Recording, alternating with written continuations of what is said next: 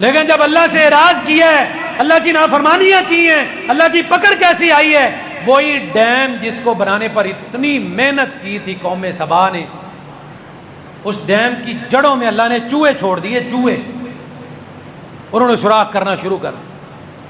سوراخ کرتے کرتے بالآخر وہ اس پوری جڑ کو عبور کر گئے اور پانی آیا، سارے کا سارا ڈیم ٹوٹ گیا، پانی باغات میں چلا گیا۔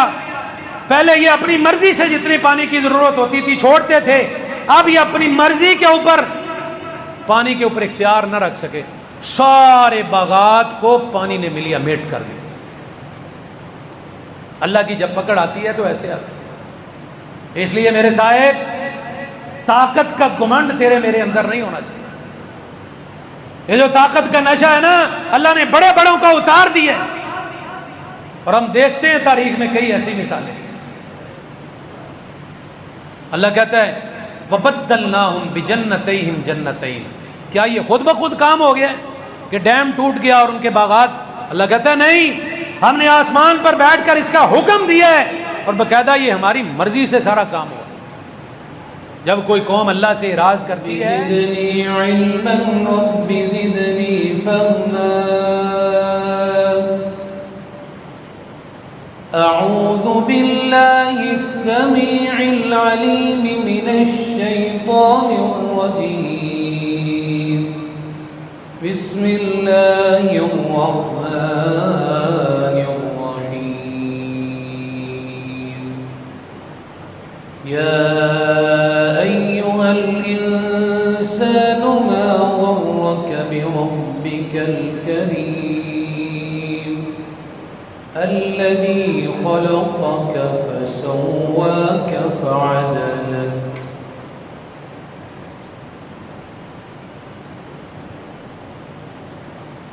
سورۃ الانفطار میں اللہ کریم نے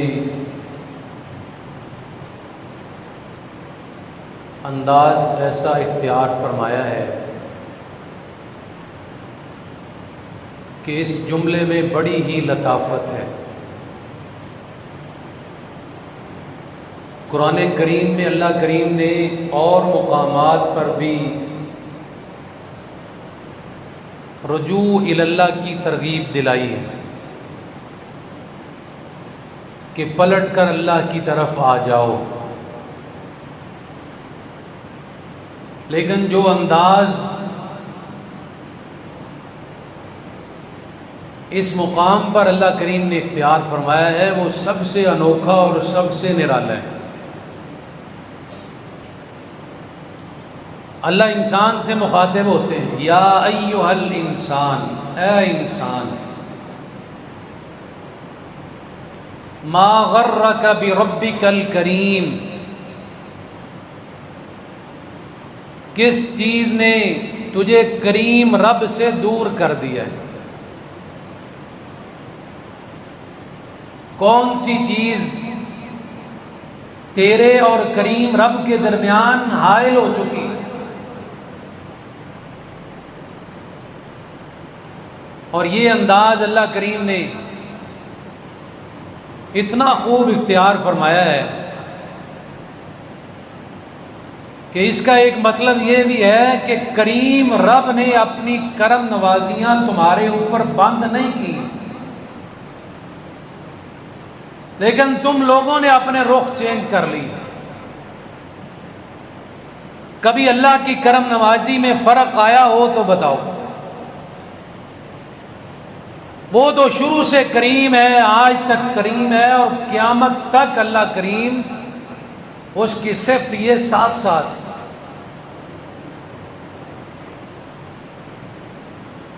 لیکن آج دیکھیں،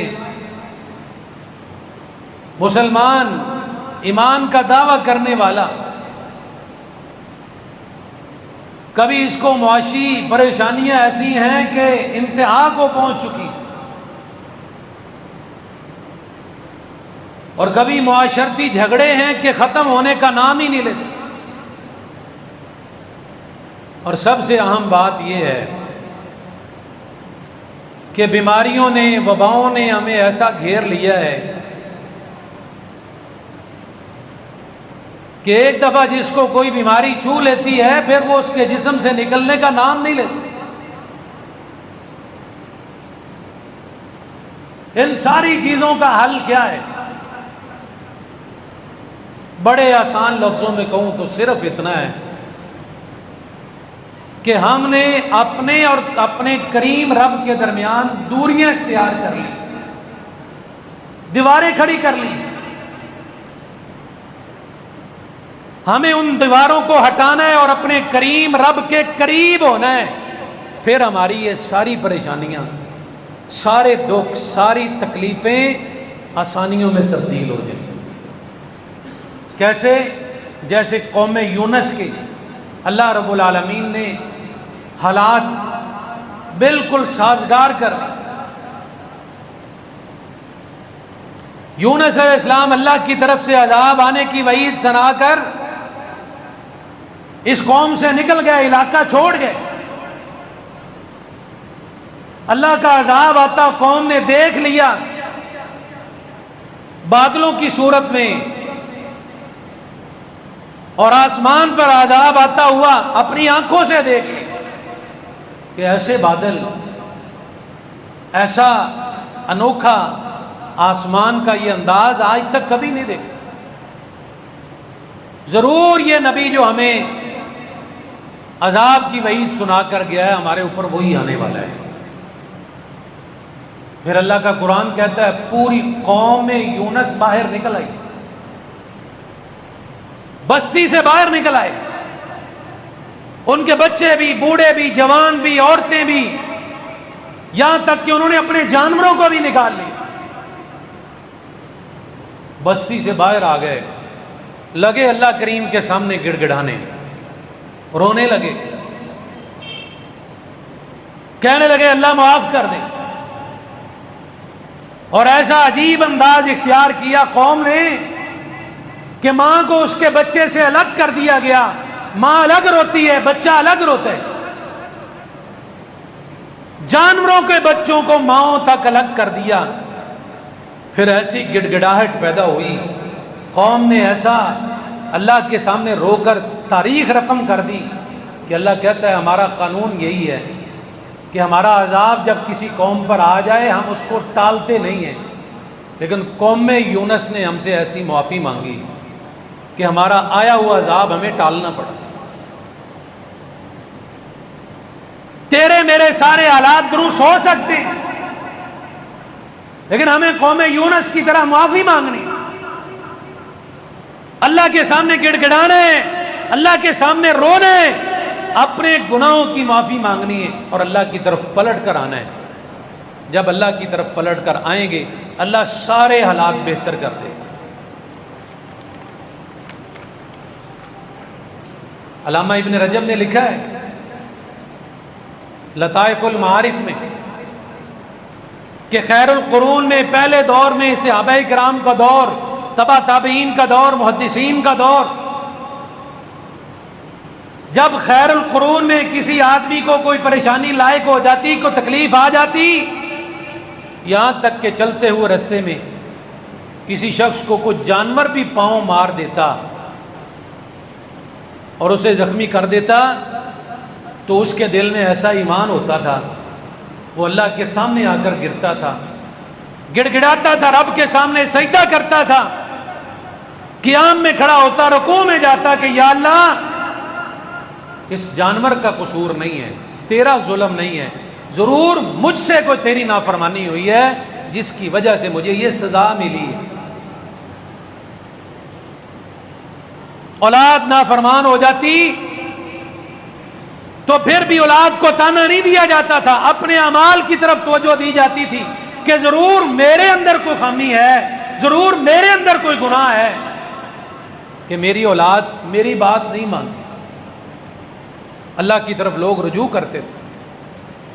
آج تو ہم اپنا جرم کسی دوسرے کے اوپر ڈال کر اپنی پاکی اور صفائی بیان کرتے ہیں اور سارے کا سارا ملبہ دوسرے کے اوپر ڈال دیتے ہیں، لیکن وہ لوگ جب ان کے اوپر کوئی پریشانی آتی وہ اپنے گریبان میں منہ جھانک کر دیکھتے تھے اور اپنی اصلاح کرتے تھے۔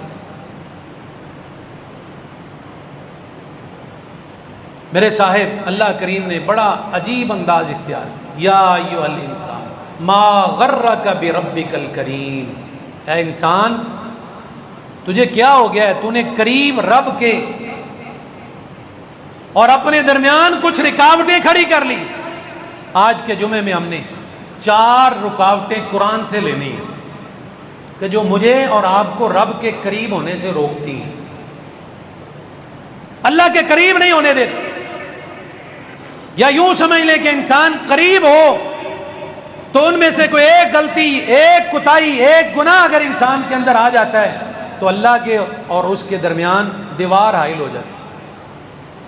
ہم میں سے بعض نے 1 دیوار کھڑی کی ہے، بعض نے 2 کی ہیں، بعض نے 3 کی ہیں، اور بعض ایسے ہوں گے جنہوں نے 4 دیواریں اپنے اور اپنے کریم رب کے درمیان کھڑی کر رکھی۔ ہمیں ان دیواروں کو عبور کرنا ہے، ان کو رستے سے ہٹانا ہے اور اپنے رب کے قریب ہونا ہے۔ سب سے پہلی رکاوٹ اللہ کریم نے اپنے قرآن میں ذکر فرمائی۔ اللہ کہتا ہے کلا ان الانسان لیطغی ان رآہ استغنی، اللہ کہتا ہے انسان تجھے کیا ہو گیا، تھوڑا سا مال تجھے ٹکے، تھوڑی سی دولت تیرے پاس آ جائے تو تو کہتا ہے اب مجھے کسی کی ضرورت نہیں، یہاں تک کہ پیدا کرنے والے کی بھی۔ تو کہتا ہے بس میرا مال ہی سب کچھ کر لے گا، میرا مال ہی مجھے بچا لے گا۔ حالانکہ قرآن میں ہی اللہ نے کہا ہے ما اغنی عنی مالیہ ہلک عنی سلطانیہ۔ انسان قیامت والے دن اللہ کے سامنے پیش ہوگا، وہاں کہے گا آئے افسوس مجھے میرے مال نے نہیں بچایا، الٹا ہلاک کر دیا، مجھے میری چودراہٹ نہیں بچا سکی۔ اس لیے سب سے بڑی رکاوٹ تیرے اور تیرے کریم رب کے درمیان جو دور کرتی ہے اللہ سے، وہ میرا اور تیرا مال ہے۔ مال ذرا سا آ جائے انسان کے اندر غرور آ جاتا ہے، تکبر آ جاتا ہے، یہ رب کو بھول جاتا ہے۔ اور جس رسول کا ہم نے کلمہ پڑھا ہے اس کی حالت دیکھیں کہ ایک مہینے تک ان کے گھر میں چولہا نہیں جلتا تھا، فقر و فاقے کی یہ حالت تھی۔ اور ایسا نہیں تھا کہ وہ اللہ سے کچھ لے نہیں سکتے تھے۔ جبریل امین اللہ کے پیارے حبیب علیہ السلام کے پاس آئے، اللہ کے رسول اللہ کہتا ہے اگر آپ چاہیں تو اللہ تمہیں ایک سونے کا پہاڑ دے دے، اور صرف مکے میں ہی نہیں جہاں آپ جائیں سونے کا پہاڑ آپ کے ساتھ ساتھ جائے۔ آپ نے سبحان اللہ جبریل کو کیا جواب دیا ہے؟ آپ فرماتے ہیں جبریل اللہ سے کہہ دو میں تو یہ چاہتا ہوں ایک وقت کی روٹی کھائی ہے تو دوسری وقت کی روٹی کے لیے مجھے رب کے در پر آنا پڑے، اللہ سے مانگنا پڑے۔ میں تو اللہ سے مانگنا پسند کرتا ہوں، اللہ کے دروازے پر آنا پسند کرتا ہوں۔ دنیا کا مال، دنیا کی دولت انسان کو رب سے دور کر دیتی ہے، رکاوٹیں کھڑی کرتی ہے۔ دو جہانوں کا سردار اللہ سے کیا نہیں لے سکتے تھے مانگتے، لیکن گھر سے بیٹی کو رخصت کر رہے ہیں۔ آپ جانتے ہیں اللہ کے پیارے حبیب علیہ السلام کی وہ زوجہ جس سے آپ کی بیٹیاں پیدا ہوئی ہیں خدیجہ الکبریٰ، وہ آپ سے پہلے فوت ہو گئی، ابھی بچیوں کی رخصتی نہیں ہوئی تھی۔ اللہ کے پیارے حبیب علیہ السلام نے اپنی بیٹیوں کو ماں والا پیار بھی دیا ہے، باپ والا پیار بھی دیا ہے۔ گھر سے رخصت کر رہے ہیں، بیٹی کو جاتے ہوئے کھانا کیا کھلایا ہے؟ جو کا دلیا۔ آج تو بڑی بڑی ڈشیں پکاتا ہے، براتیوں کو بھی کھلاتا ہے، بچی کو بھی ساتھ بھیجتا ہے، لیکن میرے اور آپ کے محبوب کا گھر سے بچی رخصت کرنے کا عالم کیا ہے؟ کوئی زیادہ پکانے کھانے کی چیزیں نہیں ہیں، آپ نے جو کا دلیا تیار کر کے بیٹی کو کھلایا، اور کھلاتے رخصت کرتے ہوئے کہا بیٹی گھر سے جا رہی ہے، جو کا دلیا ہی میسر تھا میں نے تجھے کھلایا ہے، لیکن یہ یاد رکھ اللہ کو نہیں بھولنا، دنیا تو گزر ہی جائے گی، اللہ نے قیامت والے دن آخرت کے خزانے اور جنت تیرے لیے رکھی ہے۔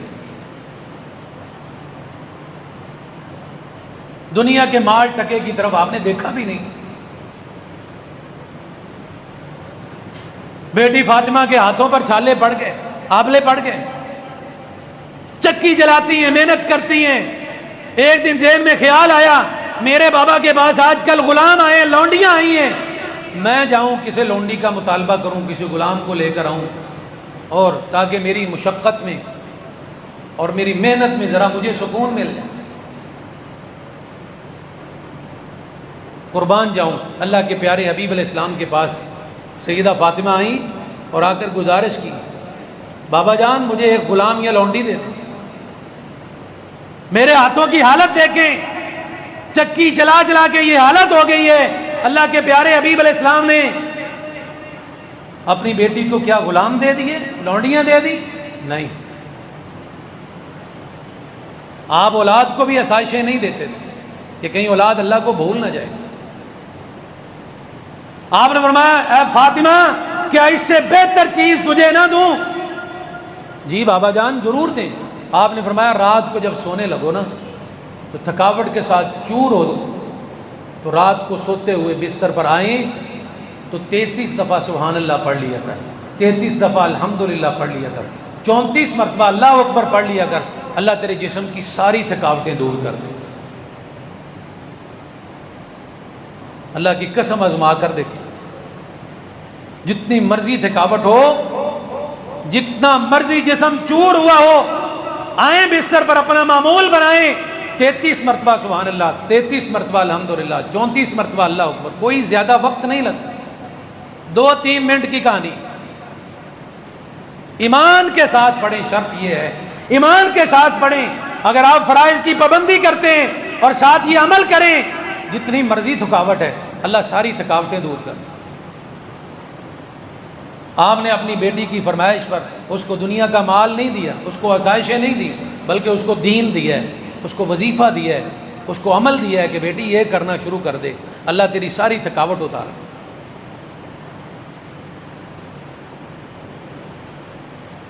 علامہ طبرانی لکھتے ہیں کہ اللہ کریم نے بعض بندوں کو دنیا جن کو دنیا دی ہے, دنیا کا مال دیا ہے, اس کے اوپر اپنی مخلوق کی ڈیوٹی لگائی ہے کہ یہ جب تک میری مخلوق میں بانٹتے رہیں گے, دیتے رہیں گے, اللہ کے راستے میں خرچ کرتے رہیں گے, یتیموں کو, مسکینوں کو, بیواؤں کو, فقراء کو اللہ کے راستے میں, اللہ کی مساجد میں, اللہ کی مدارس میں دیتے رہیں گے. اللہ کا حکم یہ ہے اس وقت تک میرے فرشتوں تم نے اللہ کی طرف سے ان کو دیتے رہنا ہے. اور میرے صاحب یہ بات مجھے سمجھ لینی چاہیے, اگر تم اور میں ہاتھ روک لیں گے, دینے کا راستہ کوئی اور بن جائے گا, عیاشیاں ہو جائیں گی اور فضول خرچیوں پہ لگ جائیں گے, پھر یاد رکھیں اللہ اپنی مخلوق کی ڈیوٹی چینج کرنے پر بھی قادر ہے. جو اللہ دینے پر قادر ہے وہ اللہ لے بھی سکتا ہے. اور آپ دیکھتے ہیں دنیا میں ایک دن آدمی کروڑ پتی, ارب پتی, کھرب پتی ہوتا ہے, کچھ ہی دنوں کے بعد ہم دیکھتے ہیں دنیا نے ہمیں دکھایا ہے, اللہ نے ہمیں دکھایا ہے کہ ہم دیکھتے ہیں اپنی آنکھوں سے وہی کھربوں پتی سڑکوں کے اوپر دھکے کھاتا پھرتا ہے, اس کے اوپر کچھ بھی نہیں ہے. اور جو سڑکوں کے اوپر دھکے کھاتا تھا اللہ نے اس کو اتنا نواز دیا کہ وہ اربوں کھربوں پتی بن گیا. یہ تقسیم اللہ کی ہے. تلک الایام نداولها بین الناس. اللہ کہتا ہے ہم دنیا پر ایام کو, دنوں کو پھیر پھیر کر لے کر آتے ہیں, کبھی امیری کبھی غریبی, اور یہ جو دولت اللہ دیتا ہے اللہ اس میں آزماتا ہے. اس لیے کہ دولت تو اللہ نے بڑے بڑوں کو دی. شداد بن عاد کا واقعہ آپ کو سناؤں, آپ حیران رہ جائیں. اللہ نے قرآن حکیم میں اس کا تذکرہ اس انداز سے کیا ہے, ارم ذات العماد, یہ ستونوں والی ارم بستی میں رہتے تھے. قوم عاد جس جگہ پر آباد تھی ان کا مین شہر ارم تھا. شداد بن عاد کو اللہ نے 900 سال عمر دی, لیکن اللہ کے نافرمان 500 سال عمر اس نے اس بات پر لگا دی کہ میں بھی دنیا میں ایک جنت تیار کروں گا. جنت کا تذکرہ سنا اور ذہن میں خیال آیا, کہنے لگا میں بھی ایک جنت تیار کروں گا دنیا میں. اور 500 سال اس جنت کو تیار کرنے میں لگا دیے. جس دن جنت تیار ہوگی, اپنے شاہی پروٹوکول کے ساتھ جنت کے اندر نظارہ کرنے کے لیے, اس کو وزٹ کرنے کے لیے جا رہا ہے. رستے میں اللہ کی طرف سے پیغام آ گیا, اذا جاء اجلهم لا يستأخرون ساعة ولا يستقدمون. وہ پیغام جس کے بارے میں اللہ کہتا ہے جب ہماری طرف سے اجل کا پیغام آ جائے پھر ایک لمحہ ہم نہ آگے کرتے نہ پیچھے کرتے. جو وقت ہم نے مقرر کیا ہے وہ ہر انسان پر آ کر رہنا ہے. واللہ غالب علی امرہ ولکن اکثر الناس لا یعلمون. اللہ کہتا ہے اللہ کا امر غالب ہو کر رہتا ہے, پورا ہو کر رہتا ہے, اکثر لوگ ان باتوں کو نہیں سمجھتے.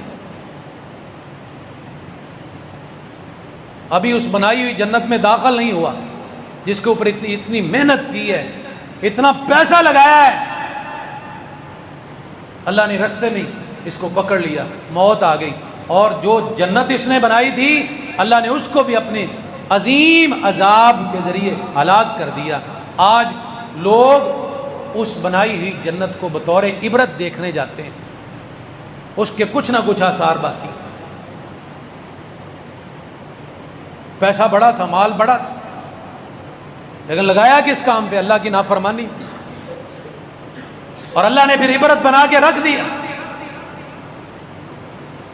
اور جب اللہ کا حکم آتا ہے کسی کے اندر یہ پاور نہیں ہے کہ اللہ کے حکم کو ٹال سکے, آئی ہوئی موت کو اس کا انکار کر سکے. مائیکل جیکسن ایک بڑا مشہور واقعہ ہے, دنیا میں ایک انسان گزرا ہے. اس نے اپنی عمر خود مقرر کی, کہنے لگا میں نے 150 سال زندہ رہنا ہے. 150 سال. اور جس جگہ پر رہتا تھا اس جگہ ہر قسم کے جراثیم سے سپرے کرواتا. اپنی باڈی کی, جسم کی, سکن کی حفاظت کے لیے ہر روز ٹیسٹ ہوتے. جسم کے اندرونی حالات کے لیے, اس کی حفاظت کے لیے, اس کو تندرست اور توانا رکھنے کے لیے اس نے ڈاکٹروں کی ڈیوٹیاں لگا رکھی. سب کچھ کیا, لیکن تاریخ کھول کر پڑھیں 50 سال جی سکا ہے, اس سے اوپر ایک دن نہیں جی سکتا. اپنی مرضی سے کون جی سکتا؟ اللہ ہی ہے جو دنیا میں انسان کو بھیجتا ہے, اور جس اللہ نے بھیجنے سے پہلے ہی وقت مقرر کر دیا ہے وہی جانتا ہے کس کی کتنی زندگی ہے, کتنے سانس لینے ہیں, کتنے نوالے کھانے ہیں. جب وہ سلسلہ ختم ہو گیا وہ فرشتہ آئے گا, روح قبض کر کے رب کے پاس لے جائے. کیا ابو لہب کے پاس پیسہ نہیں تھا؟ جس کے پاس 200 اوکیا سونا ہوتا تھا, سونا, اس کو سردار سمجھا جاتا تھا, اس کو مالدار سمجھا جاتا تھا. 200 اوکیا, ایک اوکیا 3.25 تولے کا ہے. ظاہر بات ہے یہ سردار تھا, اس کے پاس 200 اوکیے سے اوپر سونا تھا. عرب کے اندر اسی کو سردار مانا جاتا.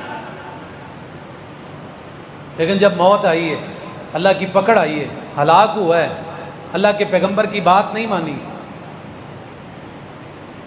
شکا چچا اللہ کے پیارے حبیب علیہ السلام کا دعوت سے انکار کر دیا, اللہ کو ماننے سے انکار کر دیا, پیغمبر کو ماننے سے انکار کر دیا, جس کی مذمت اللہ نے قرآن میں فرمائی ہے, تبت یدا ابی لہب وتب. پوری سورت اس کی اور اس کی بیوی کی مذمت کے اندر اللہ نے نازل فرمائی. دنیا کا مال بڑا ہے, لیکن جب فوت ہوا ہے ایسی بیماری کے ساتھ ہلاک ہوا ہے کہ اس کی میت کے پاس جانا کوئی پسند نہیں کرتا تھا, دور سے بدبو آتی تھی, سمیل آتی. یہاں تک کہ اس کے بچوں نے بھی باپ کے پاس جانا گوارا نہیں کیا. مرنے کے بعد بچوں نے کچھ آدمی بلائے, ان کے ساتھ معاوضہ طے کیا کہ ہم تمہیں اتنے پیسے دیں گے، اتنا مال دیں گے، لیکن شرط یہ ہے کہ ہمارے باپ کو دور کھڑے ہو کر پتھر پھینک پھینک کر اس کو نیچے چھپا دو۔ دنیا کا مال کام نہیں ہے۔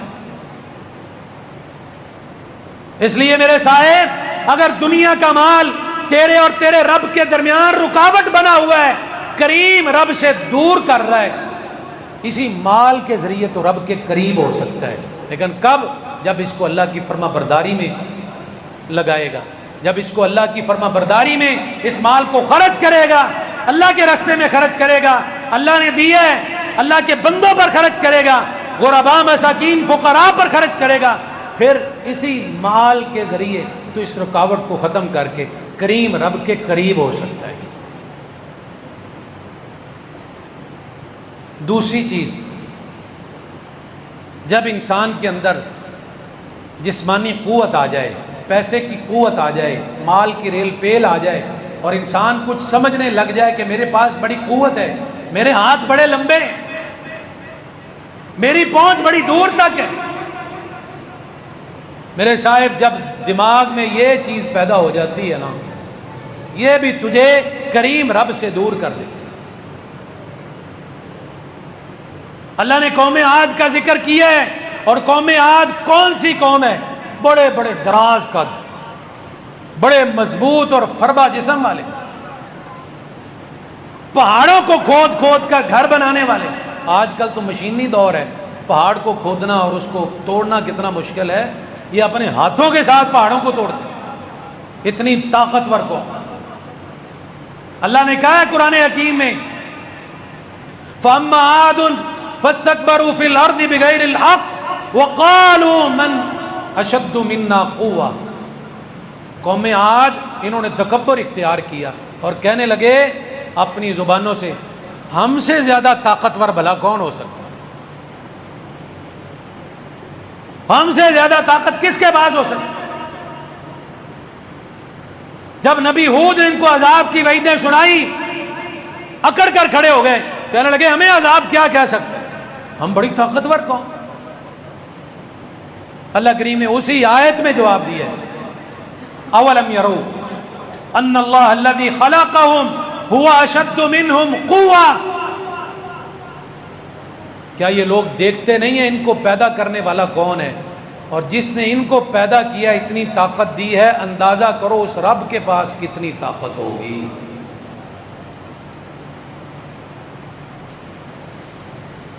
هو اشد منہم قوہ، وہ ان سے زیادہ طاقتور۔ پھر اللہ نے پکڑا، عذاب نازل کیا اور قوم کو ہلاک کر دیا۔ انسان سوچتا ہے کہ میرے پاس بڑی طاقت ہے، حالانکہ انسان بڑا کمزور ہے۔ ایک یہ ناک بہنے لگ جائے نا، انسان اس ناک کو بہنے سے روکنے پر انسان کا اختیار نہیں۔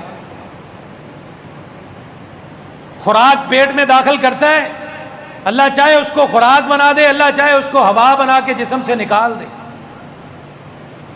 اگر اس کے جسم سے خوراک خون نہ بنائے اور ہوا بنا کے نکلتی جائے، اس کا اختیار نہیں ہے کہ اپنی اس ہوا کو روک سکے اور اس کو طاقت بنا سکے، جسم کا حصہ بنا سکے۔ اور اگر ہوا بند ہو جائے تو اس قبض کو کھولنے کے اوپر اس کا اختیار نہیں ہے، اللہ کا اختیار ہے، ہر چیز پر اللہ کا اختیار ہے۔ کیا میری اور آپ کی قوت ہے، کیا اوقات، کیا ہم بڑھ کے مارتے ہیں، یہ کر دوں گا وہ کر دوں گا، اگر یہ ہو گیا تو میں یہ کر دوں گا۔ کچھ بھی نہیں ہے، انسان بڑا کمزور ہے، اور اللہ کے لشکر بڑے طاقتور لشکر ہیں۔ اور اللہ جب کسی قوم کے اوپر اپنا عذاب ظاہر کرتا ہے، اپنا آپ منوانا چاہتا ہے، تو آسمانوں سے اللہ کو زمین پر آنے کی ضرورت نہیں ہے، اللہ وہیں بیٹھے اشارہ کرتا ہے، کون کہتا ہے، بس اللہ کے حکم سے سب کام ہو جاتا ہے۔ اور اللہ نے کروایا یہ کام، بڑی بڑی ہلاکتیں کروائی ہیں اپنی چھوٹی چھوٹی مخلوقوں سے۔ آپ جانتے ہیں ابرہا کافر بیت اللہ کے اوپر حملہ کرنے کے لیے آیا ہے، یمن سے چلا ہے، ہاتھیوں کا لشکر ساتھ ہے، بیت اللہ پر حملہ کرنے کے لیے بڑھتا ہے، اللہ اپنی چھوٹی سی مخلوق، چھوٹے سے پرندے کو حکم دیتا ہے جس کو ہم ابابیل کہتے ہیں، وہ اپنی چونچوں میں چھوٹے چھوٹے پتھر لے کر آتے ہیں۔ اب ابابیل پرندہ جو ہے وہ کتنا کو پتھر اٹھا سکتا ہے؟ چھوٹے چھوٹے پتھر لے کر آتے ہیں، اوپر سے برساتے ہیں۔ اللہ چھوٹے پتھروں کو، یہ جو بیت اللہ کے اوپر حملہ کرنے آئے تھے، ان لوگوں پر اور ہاتھیوں پر ایسے گراتا ہے جیسے بم گرے ہوں، اور سارے کا سارا یہیں ہلاک ہو جاتا ہے۔ اللہ چاہے تو اپنی چھوٹی سی مخلوق سے کام لے۔ قوم سبا کا آپ نے ذکر نہیں پڑھا؟ سورۃ السبا میں اللہ کریم ذکر کرتے ہیں، اللہ نے فرمایا فارسلنا علیہم سیل العرم وبدلناہم بجنتین جنتین ذواتئی اکل خمط۔ اللہ کہتا ہے یہ ایسی قوم تھی جن کو ہم نے بڑے بڑے باغات کیے، بڑے بڑے پھل، بڑے بڑے باغات، جہاں دیکھتے باغ ہی باغ۔ اور آپ یہ جانتے ہیں جہاں درختوں کی ریل پیل ہوتی ہے وہاں کا موسم کتنا خوشگوار ہوتا ہے۔ خوشگوار موسم کے اندر رہنے والے، امام شوکانی نے لکھا ہے کہ قوم سبا کا اگر کوئی آدمی خالی ٹوکری لے کر باغ کے اندر سے گزر جاتا، جب باغ سے باہر نکلتا تو اس کی ٹوکری پھلوں کے ساتھ بھری ہوتی، اتنی پھلوں کی ریل پہ۔ تاریخ میں سب سے پہلا ڈیم پانی کے لیے جو بنایا ہے اسی قوم نے بنایا، اپنے باغات کو پانی دیتے تھے، ڈیم میں پانی روک لیتے، جب ضرورت ہوتی اس پانی کو کھولتے اور جب ضرورت ہوتی روک لیتے۔ لیکن جب اللہ سے اعراض کیا ہے، اللہ کی نافرمانیاں کی ہیں، اللہ کی پکڑ کیسی آئی ہے، وہی ڈیم جس کو بنانے پر اتنی محنت کی تھی قوم سبا نے، اس ڈیم کی جڑوں میں اللہ نے چوہے چھوڑ دیے، چوہے، انہوں نے سوراخ کرنا شروع کر دیا۔ سوراخ کرتے کرتے بالآخر وہ اس پوری جڑ کو عبور کر گئے اور پانی آیا، سارے کا سارا ڈیم ٹوٹ گیا، پانی باغات میں چلا گیا۔ پہلے یہ اپنی مرضی سے جتنے پانی کی ضرورت ہوتی تھی چھوڑتے تھے، اب یہ اپنی مرضی کے اوپر پانی کے اوپر اختیار نہ رکھ سکے، سارے باغات کو پانی نے ملیا میٹ کر دیا۔ اللہ کی جب پکڑ آتی ہے تو ایسے آتی ہے۔ اس لیے میرے صاحب، طاقت کا گمنڈ تیرے میرے اندر نہیں ہونا چاہیے۔ یہ جو طاقت کا نشہ ہے نا، اللہ نے بڑے بڑوں کو اتار دیا، اور ہم دیکھتے ہیں تاریخ میں کئی ایسی مثالیں۔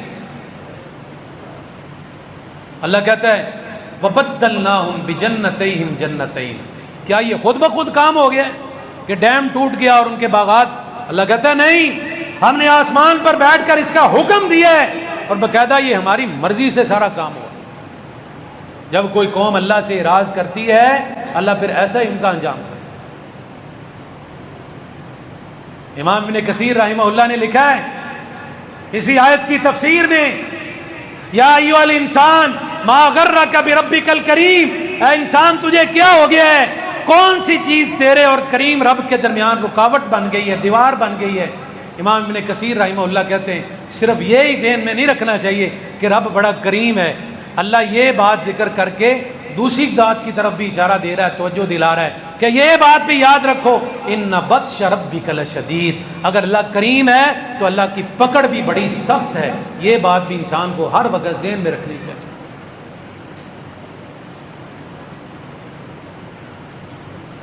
نمرود کو اپنی طاقت بڑا نشہ تھا، بڑا گمنڈ کرتا تھا، بڑا غرور کرتا تھا، میرے پاس بڑی طاقت ہے، بڑی قوت ہے۔ لیکن جب اللہ کا عذاب آیا، چھوٹی سی مخلوق، مچھر کیا چیز ہے ہمارے سامنے، یہ مچھر ہے، اس کے ناک میں گھس گیا اور اس کے دماغ میں جا پہنچا۔ جتنی زور سے اس کو چھتر لگتے تھے، جوتیاں لگتی تھی، اتنا اسے سکون ملتا۔ بالآخر اسی عذاب کے ساتھ دنیا سے چلا گیا اور اللہ نے اس کو عبرت بنا دی۔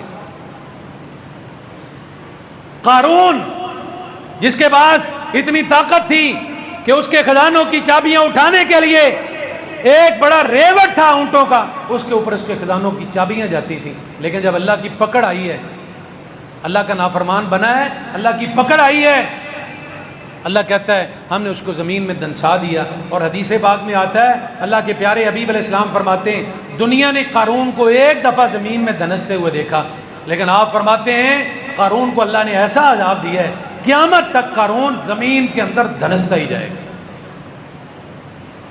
اللہ کی پکڑ بڑی سخت ہے، اس لیے درمیان کی رکاوٹیں ختم کریں۔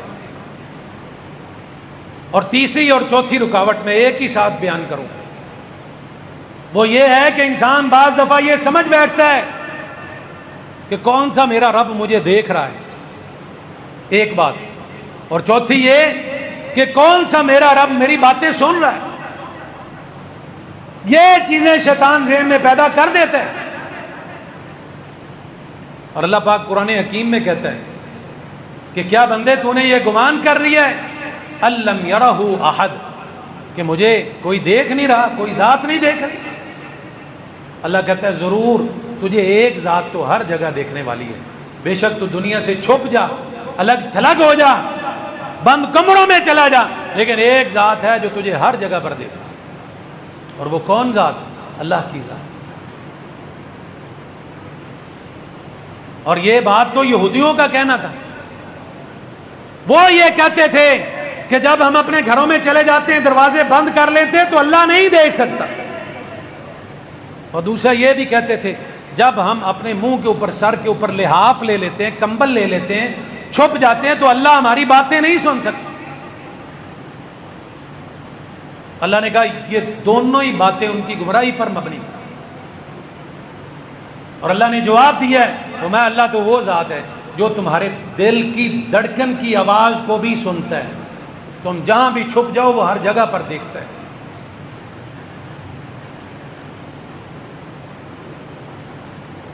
سیدنا عبداللہ ابن عمر رضی اللہ تعالیٰ عنہ ایک دن مدینہ سے باہر ایک صحرا میں گئے اپنے دوستوں کے ساتھ، وہاں کھانا کھانے بیٹھے، دیکھا ایک چرواہا بکریاں چرا رہا ہے، اسے آواز دی اللہ کے بندے آ جا ہمارے ساتھ کھانا کھا لے۔ عبداللہ بن عمر کو جواب دیتا ہے بکریوں کا چرواہا کہتا ہے اللہ کے بندے تو مجھے کھانے کی دعوت دے رہا ہے، میں روزے کے ساتھ۔ عبداللہ بن عمر بڑے حیران ہوئے، پہاڑوں پر بکریاں چرا رہا ہے، گرمی کی شدت ہے، پھر اس نے روزہ رکھا ہوا ہے۔ آپ اپنے ساتھیوں سے کہتے ہیں آج اس کا امتحان لیتے ہیں، کیا واقعی اس کے دل میں تقوی ہے؟ امتحان لیتے ہیں۔ اسے بلا کر کہنے لگے اللہ کے بندے ایسے کر، یہ تیرے پاس اتنی بکریاں ہیں، ایک بکری ہمیں بیچ دے۔ وہ کہنے لگا اس کا مالک میں نہیں ہوں، میں تو غلام ہوں، اور جو اس کا مالک ہے وہ مدینہ شہر میں ہے، اس لیے مجھے کسی بکری پر اختیار نہیں ہے کہ میں اس کو اپنی مرضی سے بیچوں۔ عبداللہ بن عمر کہنے لگے اس کا امتحان لینے کے لیے، کہنے لگے یار ایک بکری ہمیں دے دے، پیسے اس کے تو لے لے جیب میں ڈال، اور اپنے مالک کو جا کے کہہ دینا کہ بکری کو بھیڑیا کھا گیا تھا، ایک بکری کے ساتھ اس کو کیا فرق پڑ جائے۔ چرواہے نے جو جواب دیا اللہ کی قسم، وہ جواب آج مجھے اور آپ کو اپنے ذہنوں میں بٹھانے کی ضرورت ہے۔ جب بھی کوئی گناہ ہونے لگے، جب بھی کوئی جرم ہونے لگے، جب بھی اللہ کی نافرمانی کی کوئی بات ذہن میں آئے، اس چرواہے کی بات ذہن میں لے کر آیا کریں۔ کہنے لگا اللہ کے بندے دنیا میں میرا مالک تو مجھے نہیں دیکھے گا، پر مجھے بتا فَأَيْنَ اللَّهُ، اللہ کہاں ہے؟ اللہ تو مجھے دیکھ رہا ہے۔ دنیا میں تو یہ بات کر کے جان چھڑوا لوں گا، لیکن قیامت والے دن اپنے رب کے سامنے کیا جواب دوں گا؟ اللہ جو میرے ایک ایک فعل سے، ایک ایک عمل سے، ایک ایک عادت سے واقف ہے، دیکھ رہا ہے، اس کے سامنے کھڑا ہو کر میں کیا جواب دوں؟ عبداللہ بن عمر رضی اللہ تعالیٰ عنہ پھر یہی جملہ دہراتے رہے، کئی مرتبہ آپ نے دہرایا این اللہ۔ چرواہے نے یار کیسا خوبصورت جواب دیا ہے، اللہ تو دیکھ رہا ہے، اللہ کہاں ہے، میں اللہ کے سامنے کیا جواب دوں؟ مدینہ میں واپس گئے، اس کے مالک کو ملے، جا کر کہنے لگے میں تیری ساری بکریاں خریدتا ہوں، غلام بھی خریدتا ہوں، مجھے بتا کتنے پیسے لے گا؟ اس نے کہا اتنی اتنی رقم لوں گا۔ بکریاں بھی خرید لی، غلام بھی خرید لیا، اور اس غلام کو بلایا، کہنے لگا آج میں نے تجھے اس مالک سے خرید کر آزاد کر دیا ہے، اور یہ جتنی بکریاں میں نے اپنے لیے نہیں خریدی، یہ ساری تجھے میں تحفے میں دیتا ہوں۔ جس شخص کا یہ عقیدہ مضبوط ہوتا ہے نا کہ اللہ دیکھ رہا ہے، اللہ سن رہا ہے، اللہ اس کو پھر ویسی جگہ سے دیتا ہے جہاں سے اس کا وہم و گمان بھی نہیں ہوتا۔ قد سمع اللہ قول التی تجادلک فی زوجہا، یہ تو اللہ کے دیکھنے کی بات تھی۔ اب ایک واقعہ سنیں، اللہ کے سننے کی کیا کیفیت ہے، اللہ کیسے سنتا ہے، کتنی باریکی کے ساتھ سنتا ہے۔ خولہ نامی ایک عورت، اس کے خامد نے اس کے ساتھ زہار کر لیا۔ زہار کہتے ہیں خامد اپنی بیوی کو یہ کہہ دے کہ تو میری ماں کی طرح ہے، تو میری بہن کی طرح ہے، کسی بھی محرم رشتے کی طرح وہ اس کو تشبیہ دے دے۔ پہلے اسلام آنے سے پہلے یہ ہوتا تھا، جو شخص یہ کہہ دیتا تھا انت کظہری امی، تو میری ماں کی طرح ہے، وہ عورت اس کے لیے زندگی بھر کے لیے حرام ہو جاتی، طلاق ہو جاتی۔ ابھی اللہ کی طرف سے کوئی نیا حکم نہیں آیا، یہ بوڑھی خاتون ہے، بچے ساتھ ہیں، خامد نے بیوی کو یہ کہہ دیا ہے، رات کے اندھیرے میں ہی اٹھ کر آ گئی، اللہ کے پیارے حبیب علیہ السلام کی دروازہ کھٹکھٹایا، دستک دی، اندر آ کر بیٹھ گئی آہستہ آواز سے کہ کہیں کوئی سن لے رہے۔ سیدہ عائشہ کہتی ہیں اس عورت کی کچھ باتیں مجھے سن رہی تھی، کچھ کا میں اندازہ کر رہی تھی کہ یہ کہہ رہی ہوگی، اور کچھ مجھے بالکل نہیں سن رہی۔ اتنا آہستہ اس نے اللہ کے پیارے حبیب علیہ السلام سے بات کی کہ اللہ کے پیارے حبیب میں بوڑھی ہو چکی، اب میں کہاں جاؤں، میرے خامد نے مجھے یہ کہہ دیا، میرے لیے کیا حکم ہے؟ آپ نے چہرہ دوسری طرف پھیر لیا، یہ اٹھ کر ادھر سے آ گئی، پھر چہرہ دوسری طرف پھیر لیا، پھر اٹھ کر ادھر سے آ گئی، آہستہ آہستہ کہتی ہے میرے لیے کوئی حکم جاری فرمائے۔ آپ فرماتے ہیں بی بی ابھی تک مجھے اللہ کا حکم نہیں آیا، میں تجھے کیسے حکم سنا دوں، اپنی طرف سے کہتے شریعت کا کوئی حکم دے سکتا ہوں۔ اس سے ایک مسئلہ یہ بھی سمجھ آیا ہے کہ اللہ کے پیارے حبیب علیہ السلام اپنی مرضی سے کوئی حکم صادر نہیں کرتے تھے جب تک اللہ آسمان سے وحی نہیں نازل کی۔ اللہ نے پھر یہ آیت نازل فرمائی ہے، قد سمع اللہ، 28ویں سپارے کی پہلی آیت۔ گھر میں جا کر ترجمہ تفسیر والا قرآن کھول کر پڑھیں، رونگٹے کھڑے ہو جائیں گے، واقعہ پڑھنے والا ہے۔ میں نے تو بڑا اختصار کے ساتھ ذکر کیا ہے۔ اللہ نے کہا ہم نے آسمانوں پر بیٹھے اس عورت کی باتوں کو سن لیا جو وہ ہمارے پیغمبر کے ساتھ شیئر کر رہی تھی، ذکر کر رہی تھی۔ اللہ نے کہہ دیا آج کے بعد ہمارا حکم یہ ہے، پہلے یہ زہار طلاق ہوتا تھا، لیکن آج اللہ یہ حکم دیتا ہے فدیہ دے دو، کفارہ ادا کر دو، یہ طلاق نہیں ہے، اس کے ساتھ تمہاری بیوی تمہاری ماں بن نہیں جاتی کہنے سے، صرف کفارہ ادا کر دو، وہ تمہاری بیوی ہے، اس کے ساتھ طلاق کا معاملہ نہیں۔ سیدہ عائشہ کہتی ہے رضی اللہ تعالی عنہ، کہتی ہیں قربان جاؤں اللہ کریم کے سننے پر کہ وہ کتنی باریکی کے ساتھ سنتا ہے، سبحان الذی وسع سمعہ، کہتے ہیں میں اللہ کی پاکیزگی پر اس کے اوپر قربان جاؤں کہ زمین پر بیٹھے مجھے اس عورت کی باتیں نہیں سنی، لیکن اللہ کریم ایسا سننے والا ہے، اللہ نے آسمان پر بیٹھے اس عورت کی باتوں کو سن بھی لیا اور اس کا جواب بھی نازل کر دیا۔ اس لیے یہ بہت بڑی دیوار ہے۔ لقد سمع اللہ قول الذین قالوا ان اللہ فقیر ونحن اغنیاء۔ سیدنا ابوبکر صدیق رضی اللہ تعالیٰ عنہ یہودیوں کی مجلس کے پاس سے گزر رہے تھے، یہودیوں نے یہ کہا کہ نعوذ باللہ اللہ فقیر ہو چکا ہے، ہم سے قرضے مانگتا ہے، ہم غنی ہیں اللہ فقیر ہے۔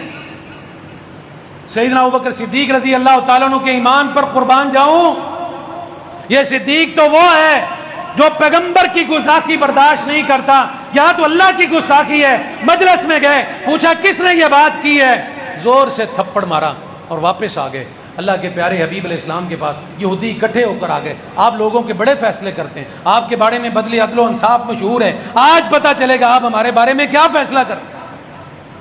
آپ اپنے یار غار سے صدیق سے بدلہ لے کر دیتے ہیں یا کوئی اور راستہ اختیار کرتے ہیں؟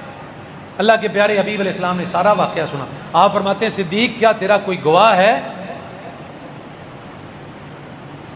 اللہ کی قسم جسم کے قشعریر کھڑے ہو جاتے ہیں، رونگٹے کھڑے ہو جاتے ہیں۔